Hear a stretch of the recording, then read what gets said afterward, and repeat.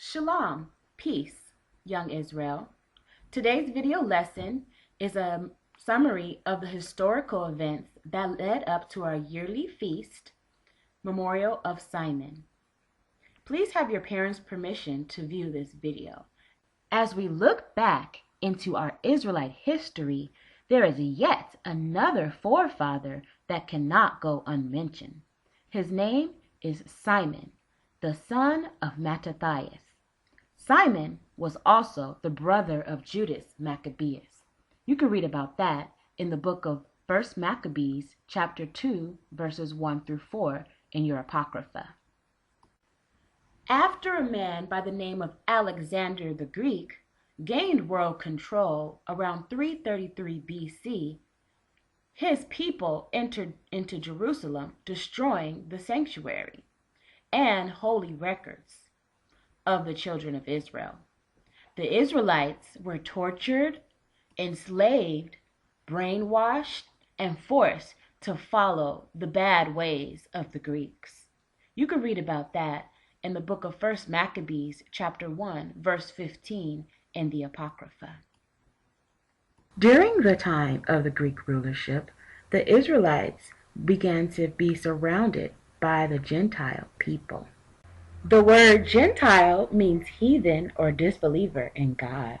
Later during this period in time, the Israelites were beginning to be called Gentiles because we took on the Greek customs and stopped following the customs of the Most High God.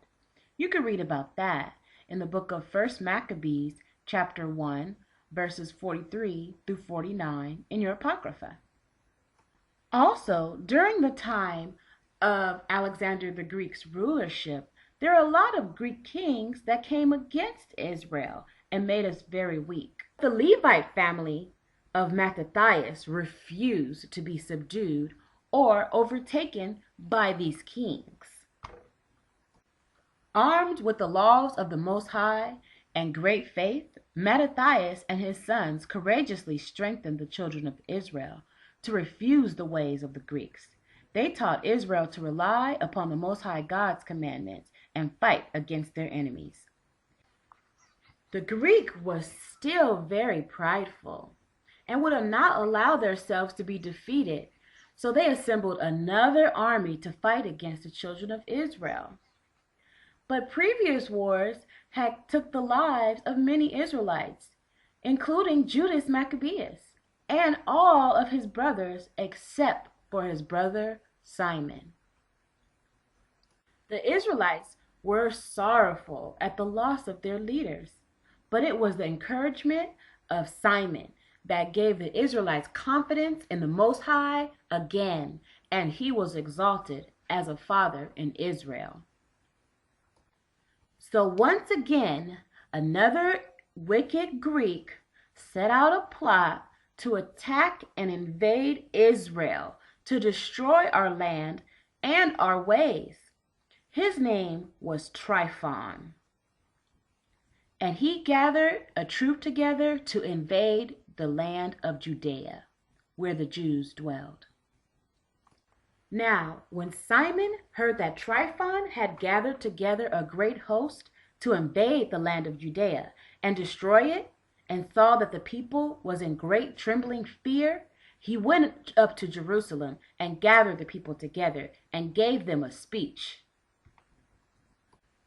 During Simon's speech, he said, "Ye yourselves know what great things I and my brethren and my father's house have done for the laws and the sanctuary, the battles also and troubles which we have seen, by reason whereof all my brethren are slain for Israel's sake, and I am left alone.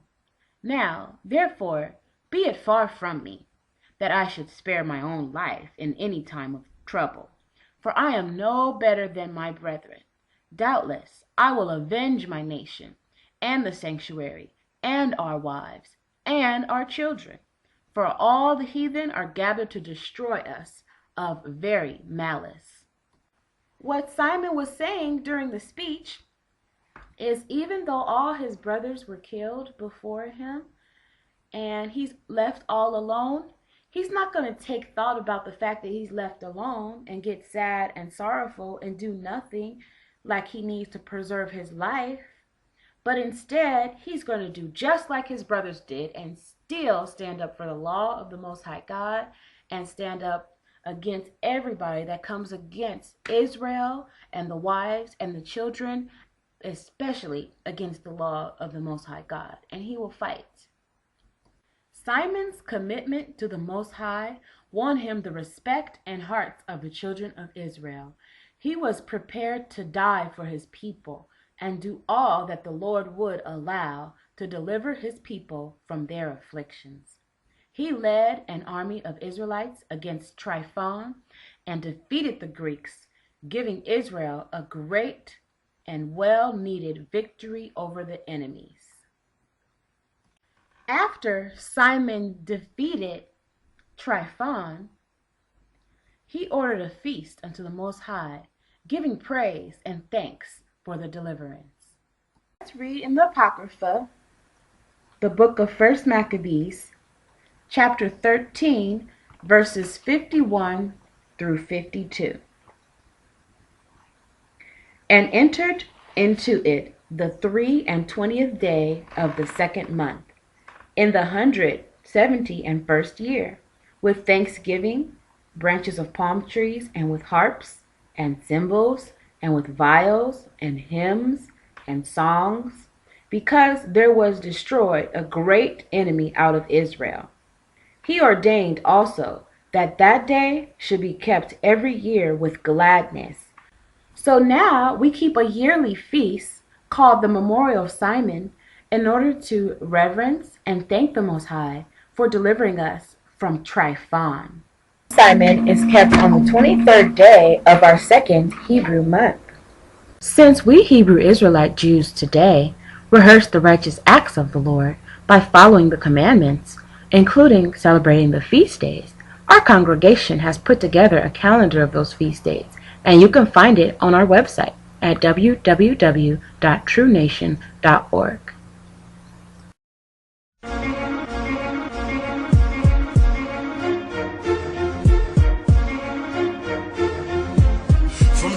To Revelations, you could read in the pages, and you'll see black faces. The people in the book, yeah, they look like me. Change the faces and the color they took from me.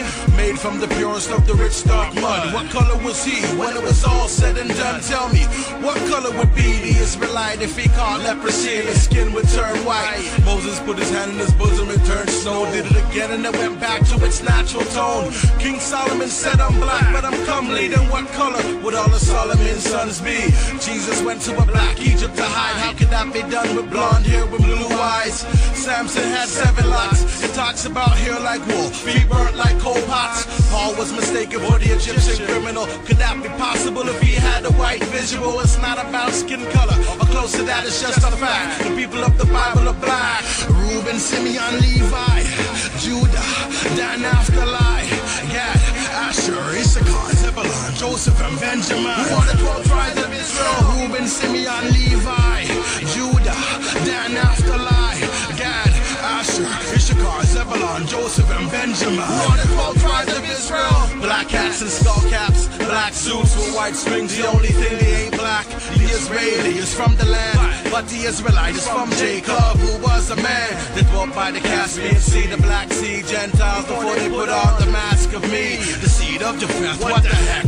How could you be a Jew when your father is Ashkenaz? They met with a Muslim bishop and Israelite to determine what doctrine sounded the most right. The religion of the Jews chose the Kagan. They mixed it with the doctrine of pagan. They wrote their own Talmud, many books they finished, and they tried to say Hebrew was the Europeans' Yiddish. Today, they call themselves Jews, how bizarre. Yesterday, they were barbarians known as Khazars. God, Magog, yo, you're only faking is written in Revelations. You're the synagogue of Satan.